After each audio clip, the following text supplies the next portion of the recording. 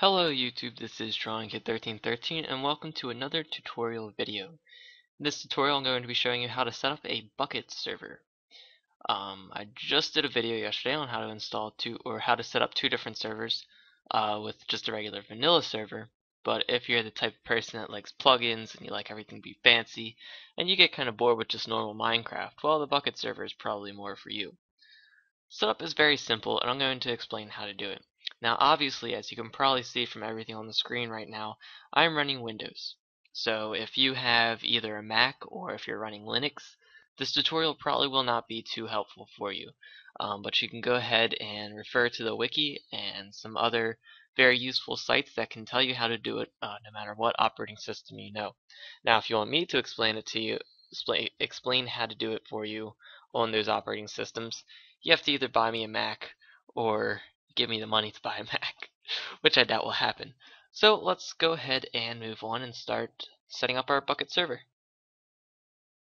Now to download the Bukkit server, you simply go to bukkit.org, link will be in the description, and I just went ahead and downloaded the recommended build. The recommended build is basically the version of Bukkit that is recommended, makes sense, and it's the most stable one with the least amount of bugs. It's also for 1.3.2. Now, as this tutorial is for a 1.3.2 version of Bukkit, it's pretty much the same with all versions of Bukkit. So if you wanted to start up a 1.1 Bukkit server, you could go ahead and do that and still follow this tutorial. If you want to set up a 1.4 Bukkit server when it does come out, you can go ahead and follow this tutorial to do that. So this isn't only for 1.3.2.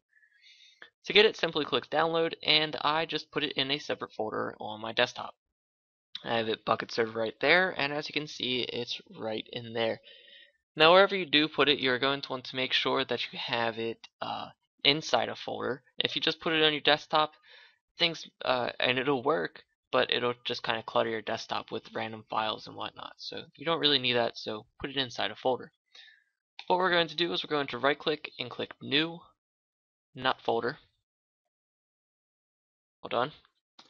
We're going to right click, click new, text document. We're not going to name it anything because we're going to delete it later.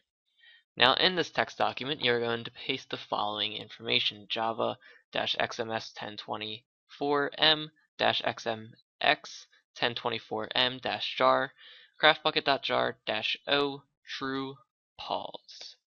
I'm going to copy and paste that right there. And right here, you're going to want to change this information. Alright, you're going to want to change it to whatever the name of your craftbukkit.jar is, because basically what this is doing is saying, hey, use Java to launch this file. And if this file is not in your folder, you're going to get an error saying that that is not found. So you're going to want to go here, just copy that, paste it right here over craftbukkit, paste. There we go. Make sure it ends in .jar so it knows what file type it is, and then leave everything else, including the pause, all that fun stuff. Now this is what you're going to want to change if you want to change the amount of RAM that is dedicated to your server. Alright, so right here, this is the minimum amount of RAM that will be dedicated to your Bukkit server, and this is the maximum. M stands for megabytes, so just kind of, look up how many megabytes are in however many gigabytes you want. So let's say if you wanted a 4 gigabyte server, it would be 4 times this, because this 1024 megabytes is 1 gigabyte. So basically, to figure out how many megabytes you want to run it with, just go ahead and go to calculator, just do 1024 times, let's say we wanted an 8 gigabyte server, 8. That would be how many megabytes you allow to it. So you would just, instead of 1024, do 8192.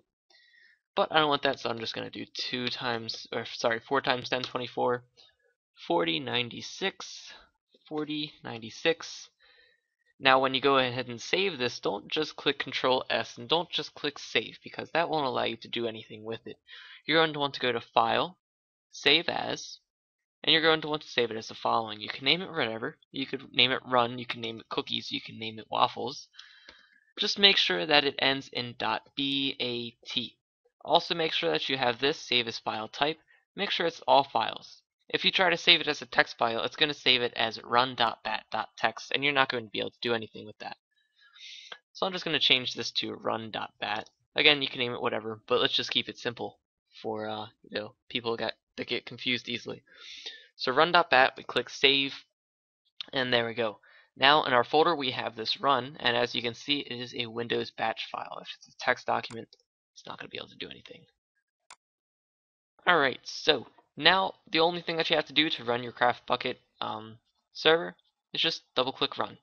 And it's going to launch that.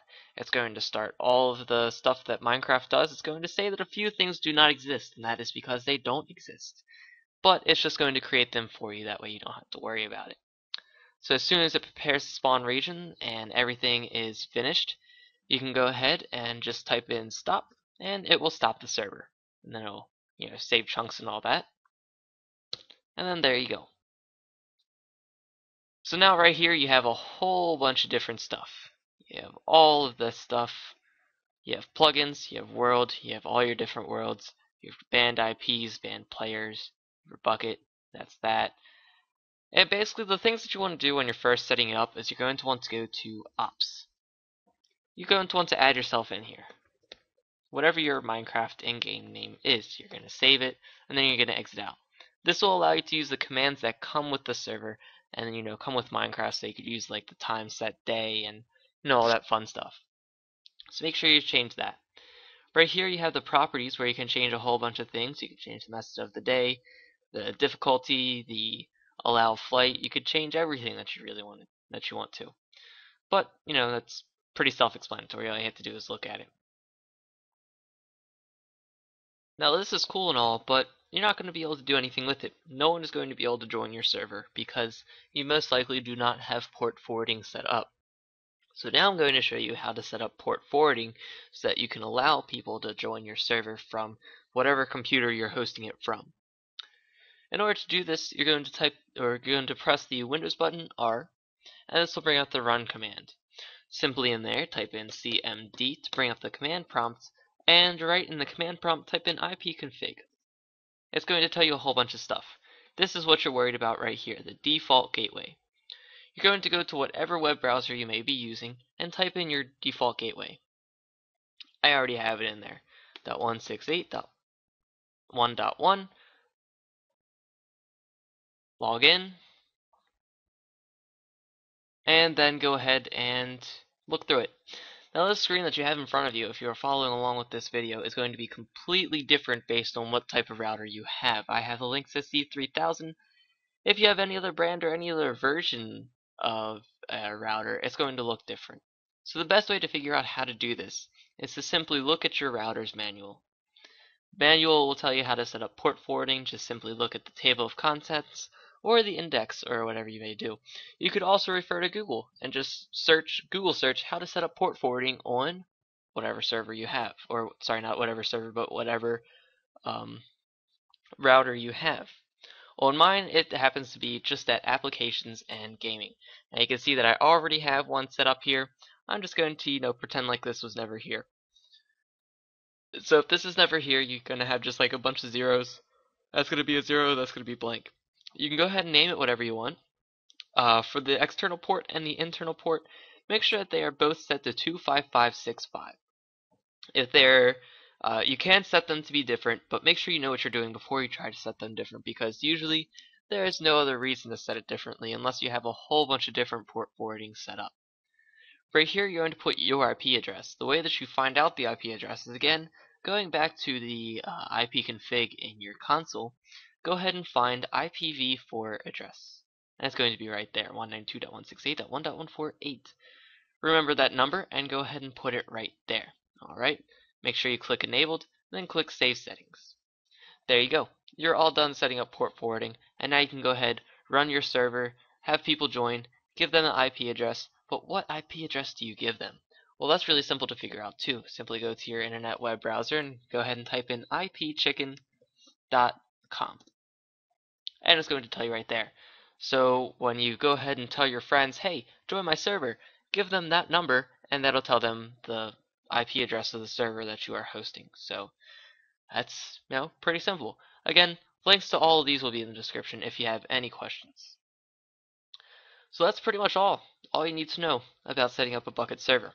Of course, there are other things involved like setting up plugins and setting up mods and modding your server, but those are going to come in future tutorial videos, so I can show you how to do that. So if you're not already, make sure that you are subscribed. That way you don't miss any tutorials that I may upload, because I'm going to be doing quite a few in the upcoming week or two. Also, make sure that you leave a like if this video has helped you out in any way, because it'll help other people to find this video. That way, if they are having trouble, they can watch this video and hopefully all their questions will be answered. Other than that, just thank you for watching. I appreciate all your guys' feedbacks. If you have any questions or comments, go ahead and leave them in the comments section, or you could also send me a YouTube private message if the question that you have is very lengthy and cannot fit into the 250 characters that YouTube allows you to make a comment in. Other than that, again, thank you for watching, and I will see you all in the next video.